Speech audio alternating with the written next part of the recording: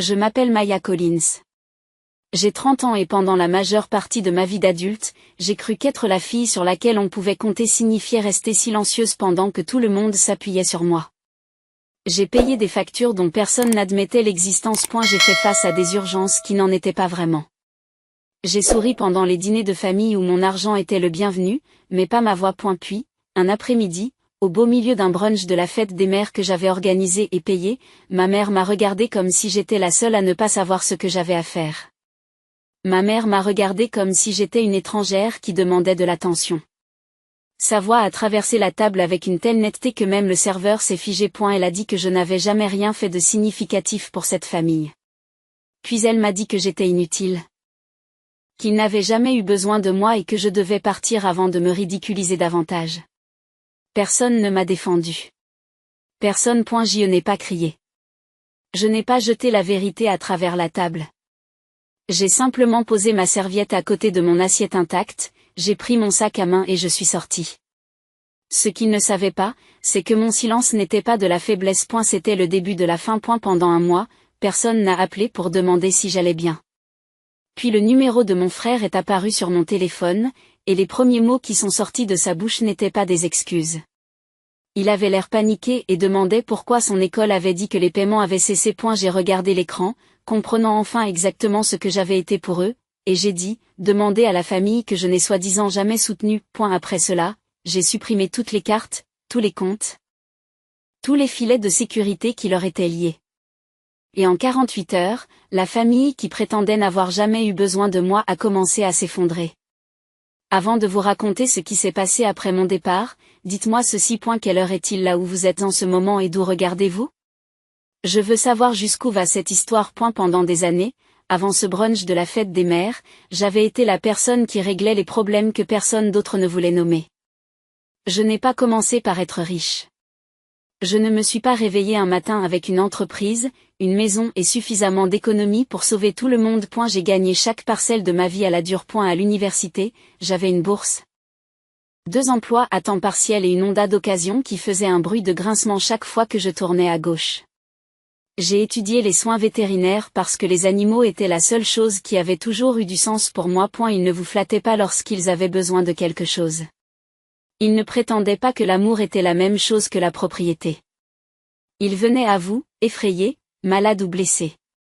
Et si vous les aidiez, ils vous faisaient confiance. Après avoir obtenu mon diplôme, j'ai travaillé dans une clinique bondée à l'extérieur d'Austin, puis j'ai économisé suffisamment pour acheter une vieille camionnette et la transformer en service vétérinaire mobile. Au début, les gens ont ri de l'idée. Mon père disait que conduire, administrer des vaccins et soigner des chiens dans les allées des maisons n'était pas une vraie carrière. Ma mère a dit que cela ressemblait à quelque chose qu'une personne faisait lorsqu'elle ne pouvait pas être embauchée dans un meilleur endroit. Mon frère a à peine levé les yeux de son téléphone lorsque je lui ai annoncé que j'avais eu mes 10 premiers clients, mais j'ai continué. J'ai travaillé les week-ends. J'ai répondu à des appels d'urgence à minuit. J'ai aidé des propriétaires âgés qui ne pouvaient pas soulever leur animal pour le mettre dans leur voiture.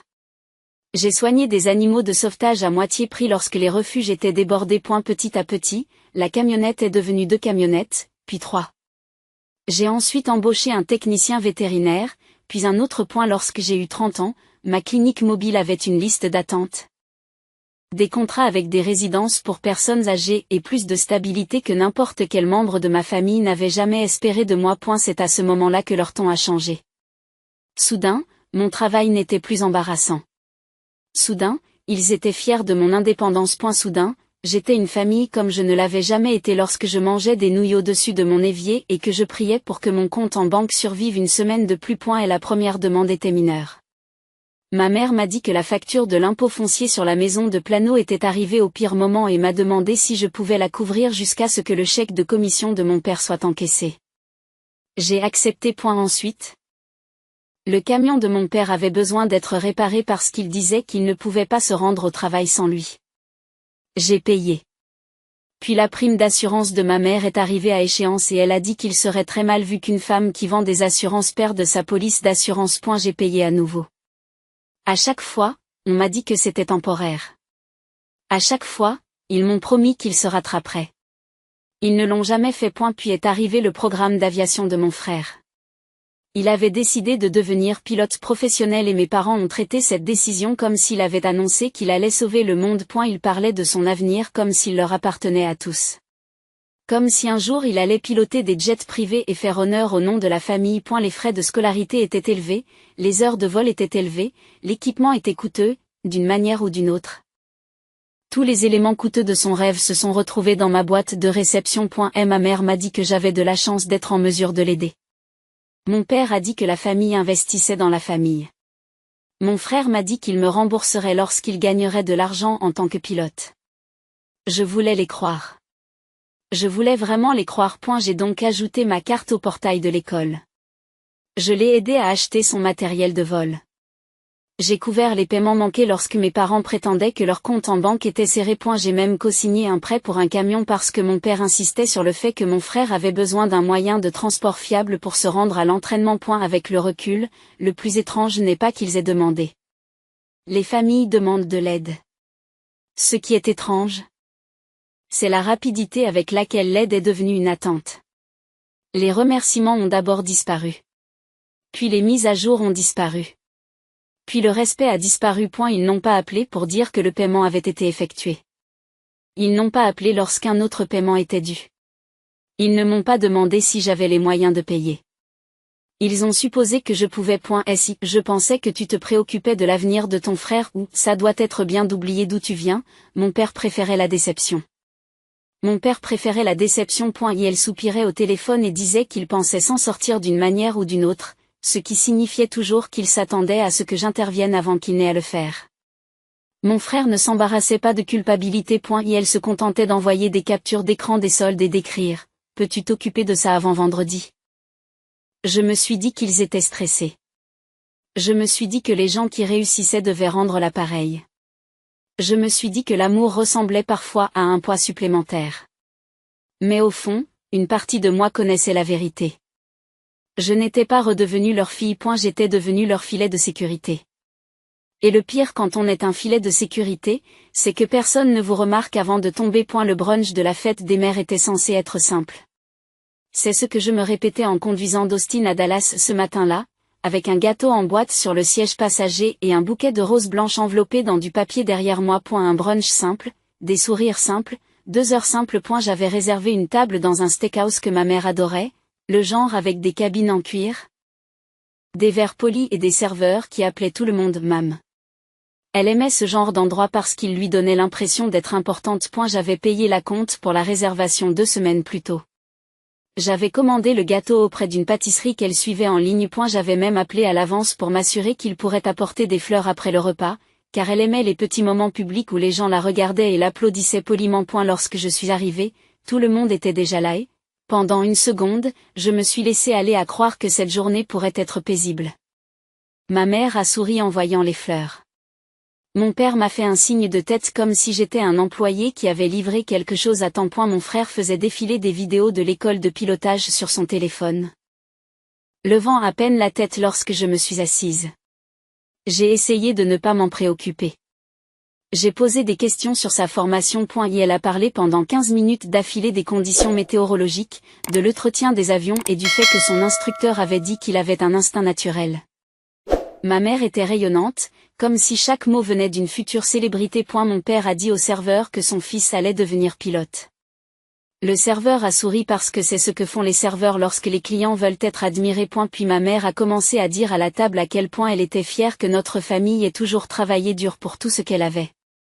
Cette phrase est restée dans ma poitrine comme une pierre. J'ai regardé le menu, puis le gâteau que j'avais payé, puis la montre de mon frère, dont je savais qu'elle avait été achetée avec un paiement par carte que j'ai couvert après qu'il ait appelé cela une dépense de fin d'études alors qu'il n'avait encore obtenu aucun diplôme. Je ne voulais pas gâcher cette journée.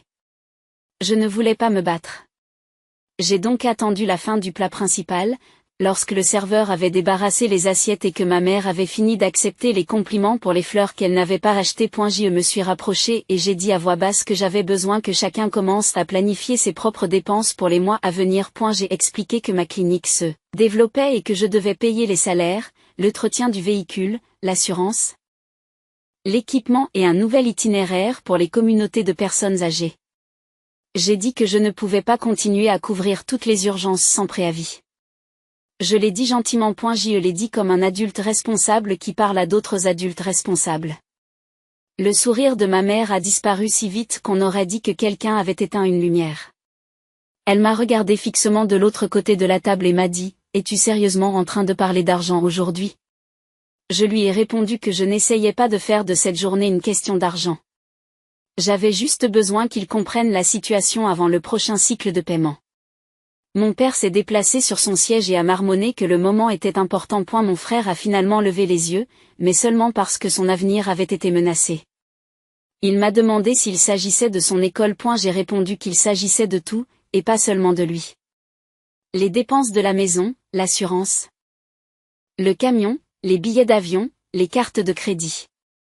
J'ai dit que je les aimais, mais que l'amour ne pouvait pas signifier qu'une personne payait tranquillement pour tout le monde pour toujours. C'est alors que ma mère a ri.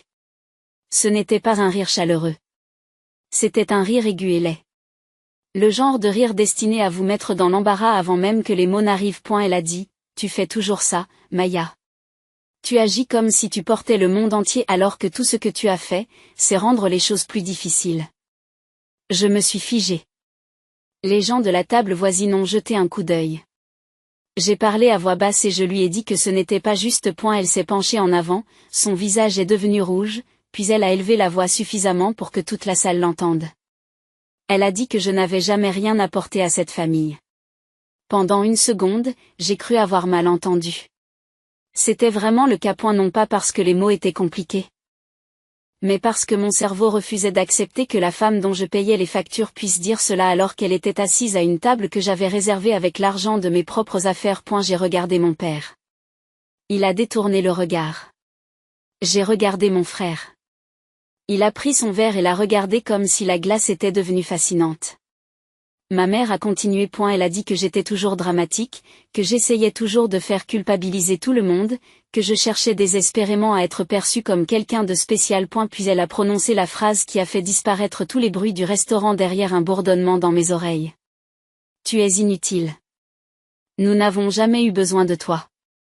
Arrêtez de vous ridiculiser et partez. C'était ça, pas une erreur, pas un malentendu. Un verdict. J'ai senti quelque chose en moi s'immobiliser, pas se briser, exactement. Se briser, c'est violent. C'était plus calme que cela. Comme une porte qui se ferme dans une maison dont personne ne sait qu'elle est vide. Je voulais lui parler de chaque facture, de chaque nuit tardive, de chaque confirmation de paiement.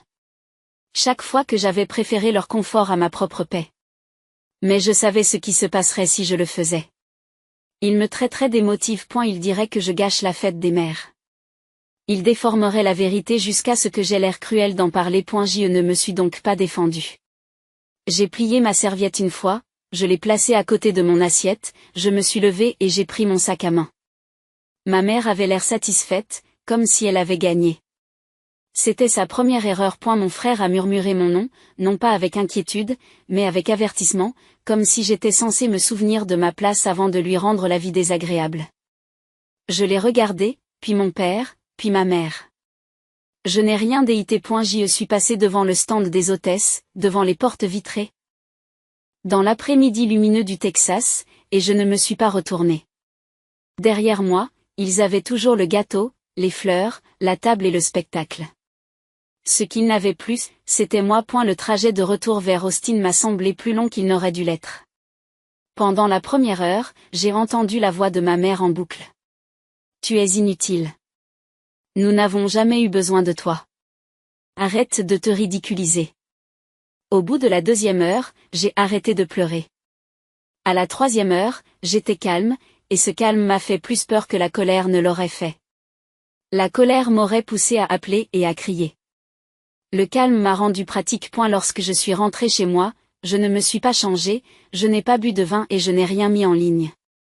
J'ai ouvert mon ordinateur portable et j'ai fait une liste. Portail de l'école de pilotage, prêt pour le camion, prime d'assurance, séquestre de la taxe foncière, documents relatifs aux prêts immobiliers, carte de crédit d'urgence.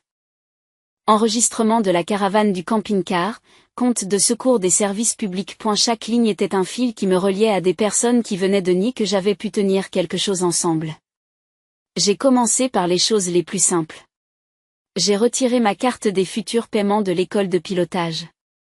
Je n'ai pas annulé ce que j'avais déjà payé. J'ai simplement cessé de les financer. Je me suis retiré du paiement automatique du prêt au camion et j'ai demandé une confirmation écrite de mes obligations. J'ai annulé la carte de secours liée au service public de mes parents. J'ai changé les mots de passe de tous les comptes auxquels ma mère avait accès. Chaque étape était légale. Chaque étape était silencieuse. Chaque étape me donnait l'impression de couper une corde que j'avais confondue avec la famille. Les dossiers les plus complexes ont été confiés à mon avocate, Priya Shah. Elle s'était occupée de contrats pour ma clinique et savait lire les petits caractères comme une arme. Je lui ai envoyé les documents relatifs au prêt immobilier, le titre de propriété, les virements bancaires, les reçus d'assurance et les messages dans lesquels mes parents promettaient le remboursement. J'ai écrit: j'ai besoin de savoir ce à quoi je peux mettre fin, ce que je peux réclamer et ce que je ne dois pas toucher sans conseil juridique. Elle m'a répondu le lendemain matin: je me demandais quand tu allais enfin me le demander. Cette phrase m'a frappée de plein fouet. Elle signifiait que quelqu'un d'autre avait vu le modèle avant que je ne sois prête à le nommer. Les jours suivants, mon téléphone est resté étrangement silencieux. Pas d'excuses, pas de message me demandant si j'étais bien rentrée à la maison. Ma mère n'a pas appelé. Mon père n'a pas appelé. Mon frère n'a pas appelé. Au début, le silence m'a fait mal. Puis il a tout expliqué. Ils n'étaient pas inquiets de m'avoir perdu. Ils attendaient que je reprenne mon rôle. Ils pensaient que je me calmerais, que je me sentirais coupable et que je remettrais l'argent en route avant que quelque chose d'important n'arrive. J'ai fait un petit sac, j'ai confié à mon chef de clinique la responsabilité des opérations non urgentes et j'ai pris la route vers l'ouest. J'ai réservé un Airbnb dans un ranch tranquille à l'extérieur de Santa Fe, un endroit avec un porche, des planchers en bois et une vue suffisamment large pour que mes problèmes paraissent moins importants. La première nuit, je me suis assise dehors avec mon téléphone face contre terre. Le silence me paraissait étrange. Je m'attendais à une demande, à une crise, à une nouvelle facture déguisée en famille. Rien n'est venu. Le lendemain matin, j'ai bu un café dans une tasse bleue ébréchée et j'ai réalisé à quel point j'avais été fatiguée. Pas seulement physiquement. J'étais fatiguée d'être utile. Fatiguée d'être la personne qui ne pouvait jamais avoir un mois difficile parce que tous les autres avaient construit leur bon mois autour de mon sacrifice. Pendant près de 4 semaines, je suis restée pratiquement injoignable. J'ai pris des nouvelles de ma clinique. J'ai répondu à Priya. J'ai ignoré tout le reste. Personne ne m'a vraiment tendu la main. Je n'ai pas présenté d'excuses. Puis, exactement un mois après le brunch, mon frère a appelé. Une fois, 2 fois, 5 fois. Puis il a envoyé un texto: Maya, réponds. C'est à propos de l'école. J'ai regardé ces mots pendant un long moment. Ce n'était pas: tu vas bien? Pas: maman est allée trop loin. Juste: c'est à propos de l'école. Le système avait finalement remarqué le fil manquant. J'ai laissé le téléphone sonner encore une fois avant de répondre. Je n'avais pas l'air joyeux ou en colère. J'ai simplement dit: qu'est-ce qu'il y a? La voix de mon frère s'est fait entendre, serrée et rapide. Il m'a demandé pourquoi l'école avait dit que ses paiements avaient cessé. Il ne m'a pas demandé comment j'allais. Il ne m'a pas demandé si j'étais toujours en colère. Il ne m'a pas demandé s'il devait s'excuser d'avoir gardé le silence pendant que notre mère m'humiliait. Sa première préoccupation était l'argent. Cela aurait dû me faire mal, mais cela a surtout confirmé ce que le mois dernier m'avait appris. J'ai demandé de quel paiement il parlait. Même si je le savais déjà. Il m'a dit que le programme d'aviation avait envoyé un avis indiquant que son prochain bloc de formation ne pourrait pas être confirmé tant que le solde n'aurait pas été réglé. Son instructeur l'avait prévenu que les paiements non effectués pourraient le repousser à la fin du programme de vol. Il m'a dit que je devais régler ce problème avant lundi, car il ne pouvait pas se permettre de perdre des heures. Le mot « se permettre » m'a presque fait fermer les yeux. Il ne pouvait pas se permettre de perdre des heures, mais j'avais payé tout le reste pour lui. Les frais de scolarité, la location de l'avion, les frais d'examen, le laboratoire de simulation, l'équipement et le camion qui le transportait à la formation. Je lui ai demandé s'il avait parlé à nos parents. Il a rétorqué qu'il ne s'agissait pas de points. J'ai répondu qu'il s'agissait absolument d'eux. Il m'a dit de ne pas dramatiser. C'était encore le mot de la famille pour désigner la vérité qui les mettait mal à l'aise. J'ai regardé le porche et j'ai dit: demandez à la famille que je n'ai soi-disant jamais soutenue. Il s'est tu. Puis il a explosé.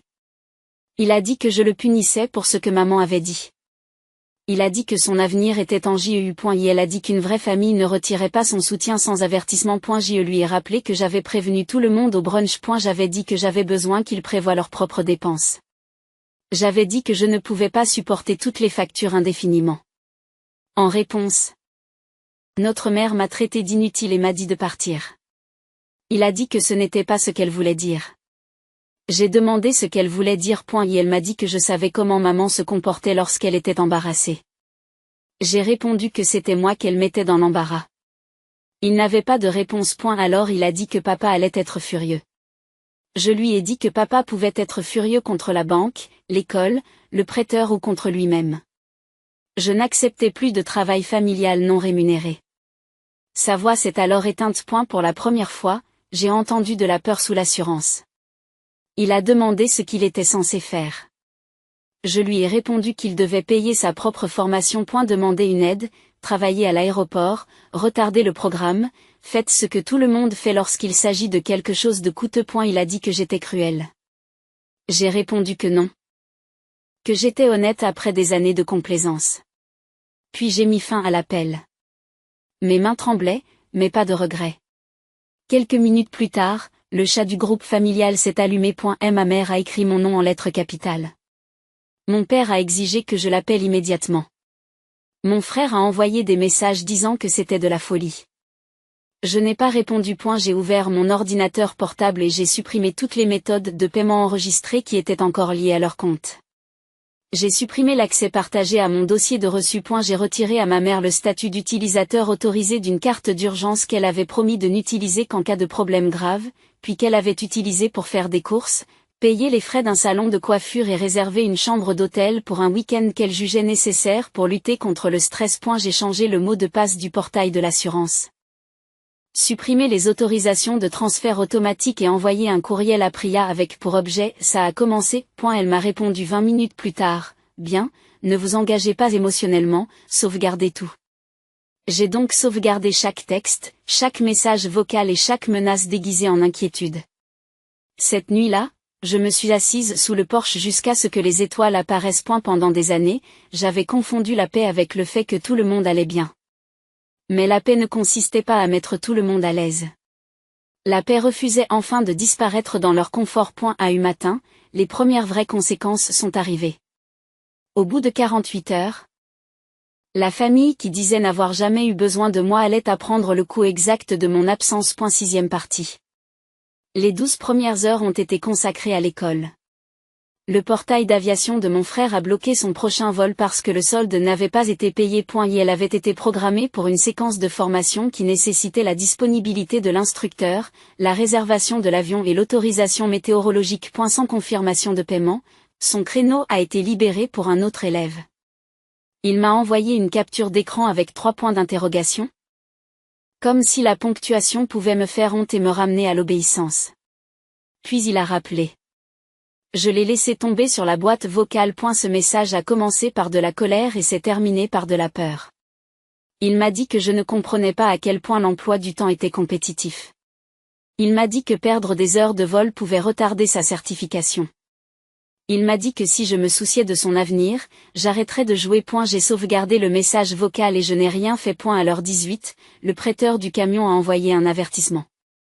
Le paiement provenait normalement d'un compte contrôlé par mon père, mais lorsqu'il venait à manquer, ma carte couvrait automatiquement la différence parce que j'avais accepté, des années plus tôt, d'être la réserve d'urgence. À l'époque, mon père appelait cela un détail technique.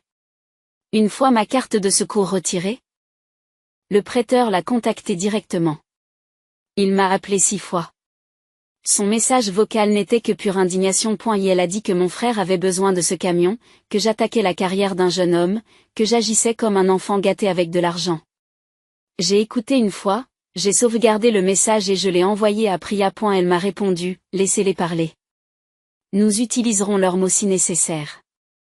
À l'heure 24, ma mère a finalement paniqué, mais pas en s'excusant. Elle m'a envoyé un texto pour me dire que la fête des mères avait été riche en émotions et que les personnes mûres n'utilisaient pas une simple conversation comme arme. Une seule conversation. C'est ce qu'elle a appelé des années de prise en charge. d'humiliation publique et le moment où elle a dit qu'il n'avait jamais eu besoin de moi en s'asseyant devant un gâteau que j'avais payé. Puis sa prime d'assurance a été annulée. C'était important pour elle parce qu'elle vendait des assurances pour gagner sa vie et qu'elle avait construit son image sur la stabilité, la protection de la famille et la planification responsable. Maintenant, sa propre police avait un problème de paiement et elle n'avait plus accès à ma carte pour le cacher. Elle a appelé d'un numéro bloqué. J'ai répondu parce que je voulais savoir quelle version d'elle allait apparaître. Elle ne s'est pas excusée. Elle m'a dit, régler ce problème avant que les gens ne commencent à poser des questions. Je lui ai demandé si elle craignait que les gens apprennent que sa fille avait payé les factures qui avaient permis à son image de rester intacte. Elle s'est tue, puis m'a traité de cruelle. Je lui ai dit, la cruauté, c'est de traiter votre fille d'inutile après avoir compté sur elle pendant des années. Puis j'ai raccroché. À l'heure 36, Priya a appelé. Elle avait examiné les documents relatifs aux prêts immobiliers et les messages de remboursement. Des années auparavant, mes parents avaient eu besoin d'aide après qu'un problème de plomberie eût endommagé une partie de la maison. C'est ce qu'ils appelaient la protection de la maison familiale. Mon père avait promis par écrit que ma contribution serait remboursée lorsqu'il refinancerait la maison. Il n'a jamais refinancé. Il n'a jamais remboursé. Au lieu de cela, ils ont décrit la rénovation comme quelque chose qu'ils avaient obtenu grâce à la discipline. Priya a déclaré qu'il y avait une trace écrite claire, des transferts, des messages et des accusés de réception signés.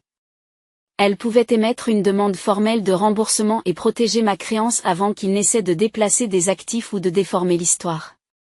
Je lui ai dit de procéder. À l'heure 40, le spectacle des médias sociaux a commencé. Ma mère a posté une vieille photo de famille prise lors d'un barbecue, accompagnée d'une légende sur les enfants qui oublient qui les a élevés. Les commentaires n'ont pas tardé. Je prie pour vous, les enfants d'aujourd'hui sont si ingrats. L'amour d'une mère n'est jamais apprécié.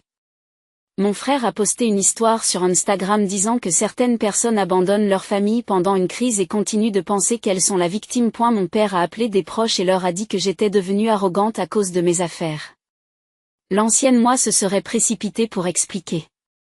Cette fois, j'ai attendu. Lorsque j'ai appelé tante Marlène, la sœur aînée de ma mère et l'une des seules personnes à m'avoir vraiment vue, elle m'a répondu, je me demandais combien de temps tu allais continuer à payer pour des gens qui te traitaient comme un problème.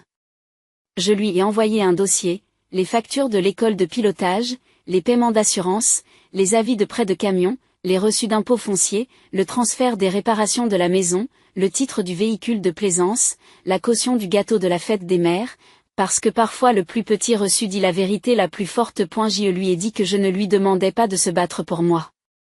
Je voulais simplement que quelqu'un connaisse la vérité avant de l'enterrer. Elle m'a répondu, la vérité n'a pas besoin de crier, mais elle a besoin d'un témoin. 10 minutes plus tard, sous le post Facebook de ma mère, tante Marlène a commenté, Denise, es-tu sûre de vouloir que les gens demandent qui a payé ces factures? Le message a disparu dans les 5 minutes qui ont suivi.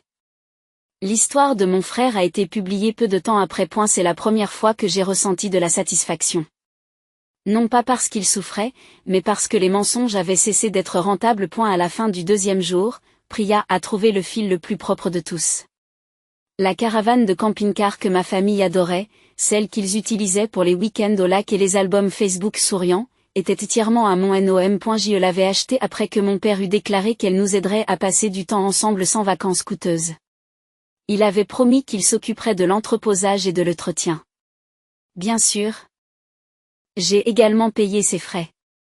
Le titre de propriété était à moi. Le prêt était le mien. L'assurance était la mienne. Ils n'avaient les clés que parce que je leur avais fait confiance. Priya a dit que j'avais tous les droits légaux de récupérer le véhicule. Le camping-car n'était pas seulement un véhicule. C'était un symbole. Il se promenait dans un véhicule que j'avais payé, tout en disant aux gens que je ne leur avais jamais rien donné. J'ai dit à Priya de prendre les dispositions nécessaires pour récupérer le véhicule. Pas de menaces. Pas de drame. Tout dans les règles de l'art. Le lendemain matin, la mise en demeure a été envoyée. Dans l'heure qui a suivi, ma mère a appelé à maintes reprises. Mon père a laissé un message vocal disant que j'avais dépassé les bornes. Mon frère m'a envoyé un texto, tu prends aussi le camping-car au sérieux? J'ai envoyé un dernier message au groupe de discussion avant de bloquer le fil. Tu as dit que tu n'avais jamais eu besoin de moi. Je ramène ta vie à la version où je ne la soutiens pas 3 jours plus tard, sur un terrain de stockage à l'extérieur de Dallas, ils ont dû m'affronter sans la protection de mon silence. 7e partie. Le terrain de stockage se trouvait au bord d'une route de service, entouré d'une clôture à mailles losangées, de panneaux défraîchis, de rangées de bateaux, de remorques et de véhicules de plaisance qui cuisaient sous le soleil du Texas. Ce n'était pas un endroit dramatique pour une famille qui devait faire face à la vérité. Il n'y avait pas de sol en marbre, pas d'écho dans les salles d'audience, pas de musique en fond sonore. Juste du gravier sous mes chaussures, de la poussière dans l'air, et la caravane qui trônait à l'autre bout, comme un monument à tous les mensonges qu'ils avaient racontés sur l'indépendance. Priya se tenait à côté de moi. Un dossier sous le bras. Les papiers étaient confirmés. Les serrures avaient été changées. Le titre de propriété était vérifié. La récupération était légale. Je n'étais pas là pour discuter. J'étais là pour mettre fin au droit de visite. Ma famille est arrivée avec 15 minutes de retard dans le camion de mon père. Mon frère est sorti le premier, la mâchoire serrée, essayant d'avoir l'air intimidant même si ses yeux se dirigeaient directement vers le camping-car. Mon père a suivi, le visage rouge et raide, comme il le faisait toujours lorsque la réalité refusait de lui obéir. Ma mère est sortie la dernière. Elle portait des lunettes de soleil, mais je pouvais voir qu'elle avait pleuré ou qu'elle voulait me faire croire qu'elle avait pleuré. Elle avait l'air plus petite qu'au steakhouse, mais pas plus douce. Il y a une différence. Elle s'est approchée de moi sans saluer Priya ni regarder les papiers. Elle m'a dit. Tu vas vraiment détruire cette famille à cause d'une dispute. Je l'ai regardée, pour la première fois, je n'ai pas eu l'impression d'être la fille qui suppliait qu'on la voie. J'ai dit, non. Je mets fin à un système qui n'a fonctionné que parce que je suis restée silencieuse.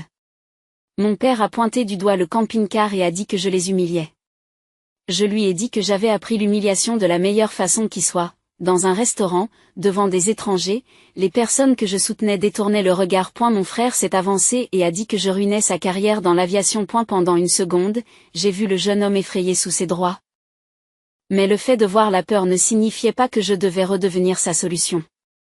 Je lui ai dit que je ne ruinais pas son rêve. Je refusais de financer un rêve qui ne respectait pas la personne qui le finançait. Et elle m'a dit que le construire lui-même prendrait des années. J'ai dit que la plupart des rêves se réalisent lorsque quelqu'un d'autre ne les achète pas tranquillement pour vous. Ma mère a enlevé ses lunettes de soleil. Ses yeux étaient mouillés, mais sa voix était toujours aussi tranchante. Elle a demandé ce qu'ils étaient censés faire maintenant. Je savais ce qu'elle voulait. Elle voulait que je me sente coupable, que je voie sa peur et que je redevienne l'ancienne Maya. J'ai dit, fais ce que tu as dit à tout le monde que tu as toujours fait, gère ça sans moi. Pour une fois, personne n'avait de réponse rapide. Priya a remis les derniers documents au responsable du stockage. Le camping-car serait préparé pour la vente. Et le produit de la vente servirait à rembourser la dette liée à mon nom. Cela ne me rendrait pas entière, mais cela fermerait une porte qu'ils avaient gardée ouverte avec ma confiance. Mon père m'a dit que je le regretterais lorsque je n'aurais plus de famille. Je lui ai dit que j'avais passé des années entourée de parents et que je me sentais toujours seule. Honnêtement, il valait mieux être seule que d'être utilisée bruyamment. Ma mère a tressailli, mais elle ne s'est toujours pas excusée. C'est la dernière leçon qu'elle m'a donnée. Certaines personnes ne sont pas désolées lorsqu'elles vous blessent. Elles sont désolées lorsque le fait de vous blesser cesse de fonctionner. Au cours des semaines suivantes, les conséquences sont devenues réelles.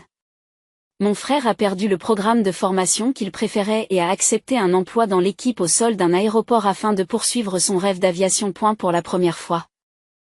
Il était près d'un avion sans prétendre que quelqu'un d'autre devait payer pour sa place à bord. Mon père a dû négocier directement avec des prêteurs qu'il avait l'habitude d'éviter en laissant mon argent combler les lacunes.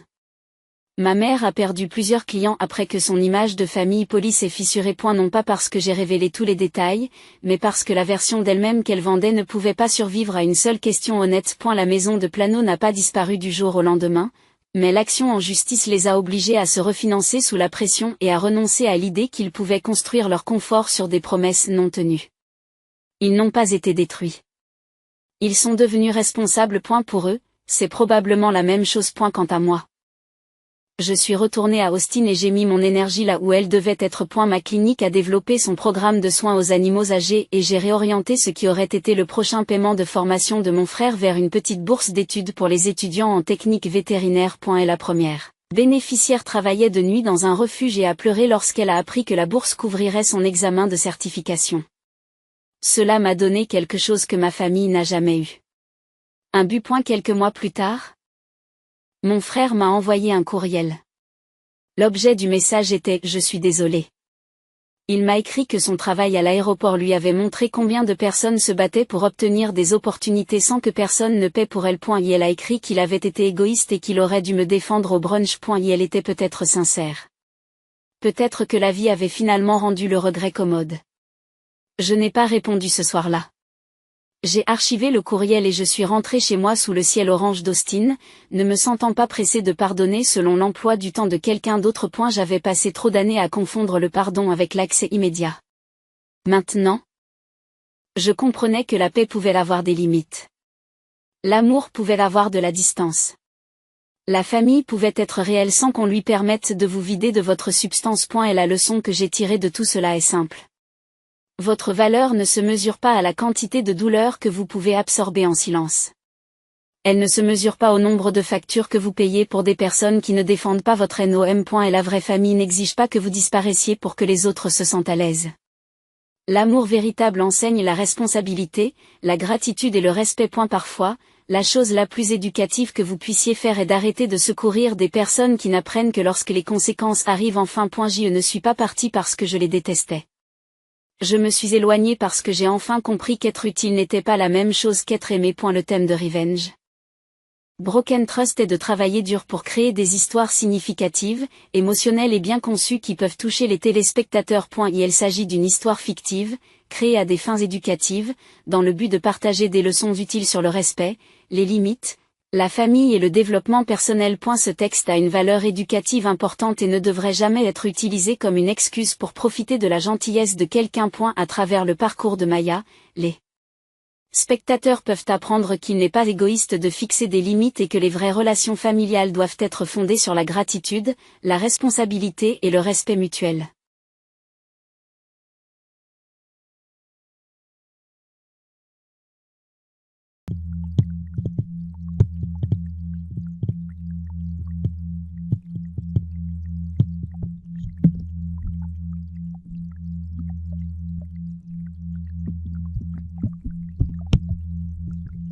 Relax.